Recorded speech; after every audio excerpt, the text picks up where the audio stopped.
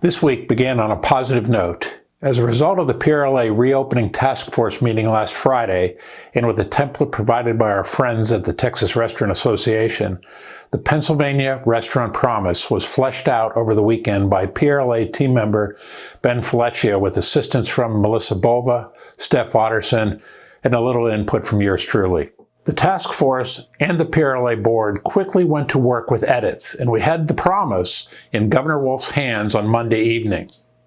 Of course, the big news for the week was the governor's reopening plan, which was unveiled Wednesday evening. The plan, which calls for reopening by regions based on metrics developed by health experts and Carnegie Mellon University, is available by link on our COVID-19 website. To our great dismay and frankly our shock, restaurants were excluded in the first phase of reopening, the so-called yellow phase.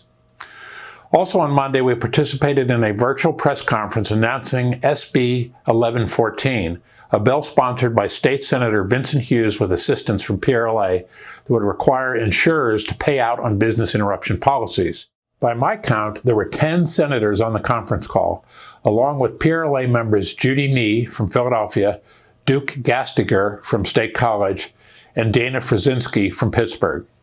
In other news, the PLCB finally agreed to make arrangements for wine expanded permit holders to get product so that they can sell wine to go.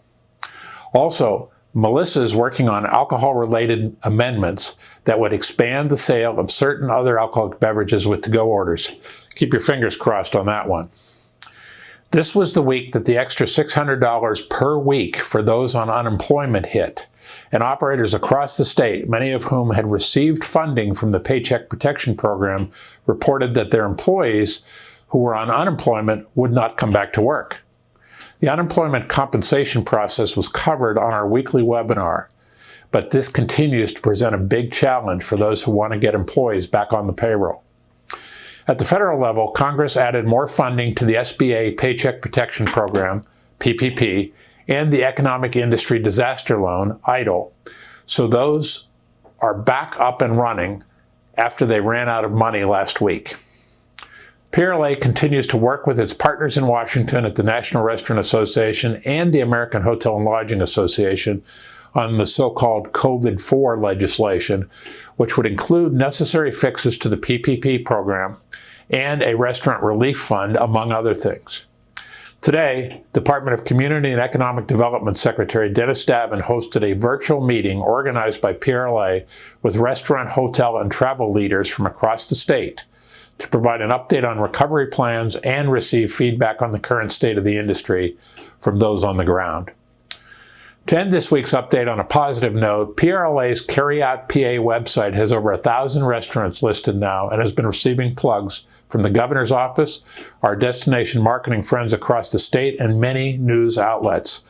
A lot of restaurants are reporting that takeout and delivery business is up considerably, in some cases 400% over pre-shutdown levels.